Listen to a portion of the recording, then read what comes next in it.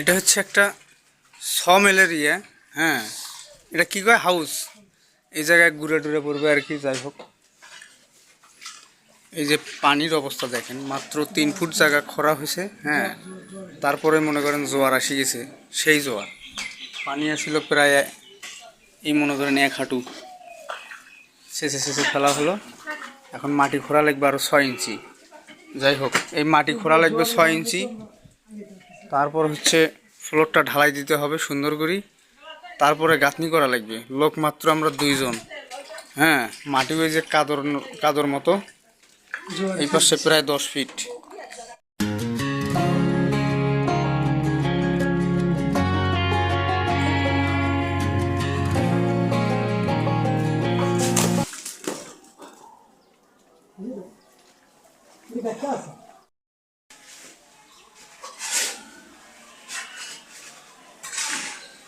একেবারে square 6 feet by 9 fit 7 ইঞ্চি।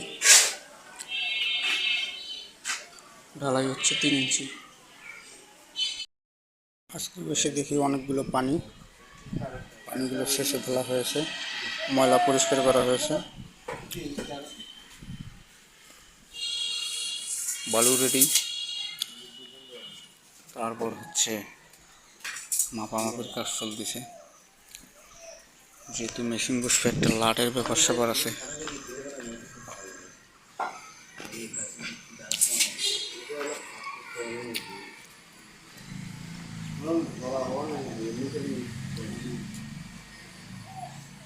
মেশিনটা হচ্ছে এটা।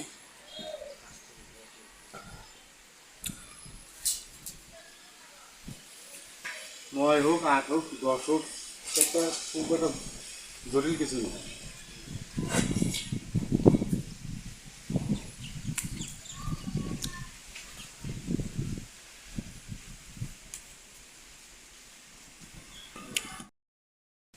সেফটি ট্যাঙ্কির ভিতরে এরকম সেফটি ট্যাঙ্কি নয়, তাহলে এটা কিসের ট্যাঙ্কি?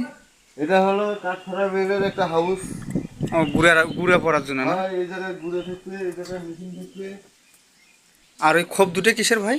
এই মেশিনের দুটো লাট হবে। হ্যাঁ, একটা করে লাট লম্বা হবে 4 ফুট। হ্যাঁ, লম্বায় 4 ফিট। এর ভেতরে একটা লাট বসবে। হ্যাঁ, 4 ফুট। এটা ঢালাই করা লাগবে, মানে পুরোটা ঢালাই। পুরোটা ঢালাই। এটা আছে 10 ফুট 10 ফুট। এই 10 ইঞ্চি। 10 ইঞ্চি 10 ইঞ্চি। আচ্ছা, যাই হোক, এ পাশেও একই সেম না? একই সেম। ভুলাই হে হতেই পারে, স্বাভাবিক। হ্যাঁ, তার উপরে ওই মেশিনটা বসবে আর কি, ওইটা না? হ্যাঁ, ওই মেশিন বসবে। মেইন তাহলে ভিত্তি এটাই, এই ঢালাই আর রড।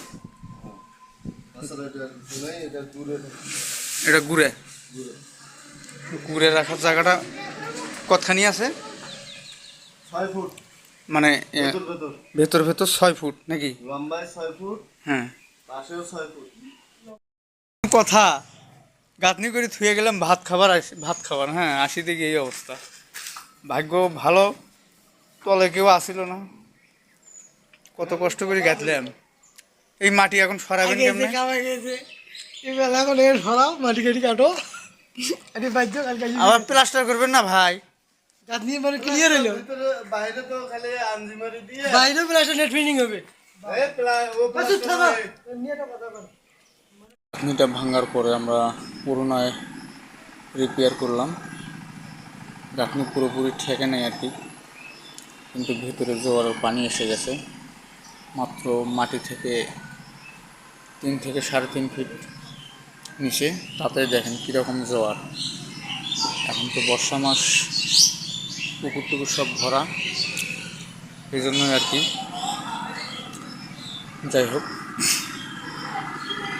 আজকে এটা গাঁথনি কমপ্লিট করে ভেতর প্লাস্টার করে নেট ফিনিশিং দেওয়া হবে, একবার ওয়াটারপ্রুফ, যাতে কোনো পানি না ঢোকে। তার কারণ সমেলে যখন গুঁড়া পড়বে, সে গুঁড়া যাতে নষ্ট না হয়। ওয়াটারপ্রুফ বলতে এখন তো নিচ দিয়ে পানি ঢুকে আছে, তার কারণ জায়গাটা নরম থাকার মধ্যে আমরা ফ্লোরটা ঢালাই দিয়েছিলাম। যাই হোক, এই জন্য নিচে কিছু ছিদ্র ছিল, এই জন্য পানি উঠে গেছে আর কি। যাই হোক, আজকে ফ্লোরটা আবার নতুন করে ঢালাই দেবো 2 ইঞ্চি, আগে ঢালাই ছিল 3 ইঞ্চি। আর সাইড দিয়ে পলিথিন দেওয়ার কারণ সুন্দর করে সিমেন্টের বালি দিয়ে আঞ্জি মারার পরে হালকা শুকনো সিমেন্ট ধরায় তারপরে আমরা পলিথিনগুলো দিয়েছি সুন্দরভাবে চারপাশে আর কি লেপে দিয়েছি। এরপর এটাতে পুরোটাই মাটি দিয়ে বুক করা হবে। তো আজকে আমরা আসলাম কাজে, দেখি ইনশাআল্লাহ কতদূর কী করতে পারি। এরকম সোয়ামিলের কি এটা কয় ট্যাঙ্কি ঘুরে রাখার ট্যাঙ্কির কাজ যদি করে নিতে চান তাহলে হোয়াটসঅ্যাপ নাম্বার আছে, ইমো নাম্বার আছে ডেসক্রিপশন বক্সে, আমাদের হেড মিস্ত্রির চাইলে যোগাযোগ করতে পারেন। ঠিক আছে, সুন্দরভাবে আপনাদের মেল ফিটিং করার যে দায়িত্বগুলো আমরা সুন্দরভাবে করে দেবো, এরকম গাঁথনির কাজ, তাই না ভাই?